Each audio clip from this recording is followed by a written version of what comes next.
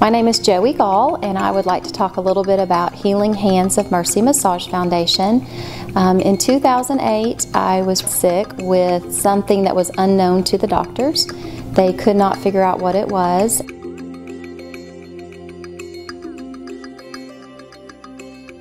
And I was ultimately life-flighted to St. John's in St. Louis, where they determined that I had a flu virus that was called Coxsackie B that had ultimately attacked my heart, and I had complete organ failure. The things that I remember the most before I left Mercy Hospital in Rogers was a very dear friend of mine, Terry Boyd, came in and started kind of rubbing my feet, rubbing my hands, rubbing my neck and my head, and it absolutely felt wonderful. And that was probably the first time in a week that I had felt halfway human.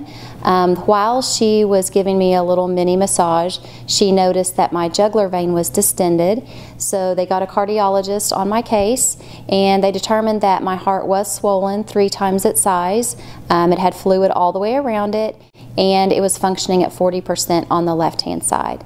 The downfall was that all of my other organs were starting to shut down, so a lot of hospitals refused me. I was too high risk of a case, but thankfully another really great nurse friend of mine, Andrea Fair, was able to speak to an ICU nurse in St. Louis, and they were able to make room for me where I could be transferred to St. Louis. When I was there, luckily I had a great team on my side. My mom and my dad and my brother and Andrea and Joey, who is now my husband, were all there with me, and they basically lived in the ICU while in that waiting room while I was fighting for my life down the hallway. They were allowed to come in for very short amounts of time, but every time they did, they always asked, what can we do, what can we do? And I just kept saying, you know, rub right here on my shoulder, rub right here on my arm, rub my foot, because that was the only time that I could really relax. So I got the courage up to ask my infectious disease doctor, Dr. Mannion, if I could please get a massage. And he said, sure, I'll order a massage, but insurance won't cover it. So right then the wheels started turning, and I thought for sure we need to do something about this. In my opinion, nobody should be laying in a hospital bed, in a hospice bed, homebound, in a care facility, and worrying how they're going to pay for a massage that could ultimately help them relax and help them heal. And I just had a goal that was going to give me something to fight for and something that I really felt passionate about.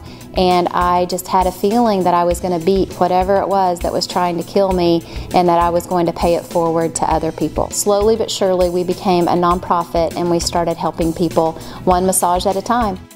So our goal is to expand as we grow as a foundation and raise money. Our goal is to expand to help other people in their time of need. Partnerships like Circle of Life Hospice, Highlands Oncology, the Arkansas Nursing Association, we're really able to get in and show what is typically medical only, an alternative to helping people relax in order to help their body heal. We have helped literally hundreds of patients and their caregivers throughout the last 6 years all over our area.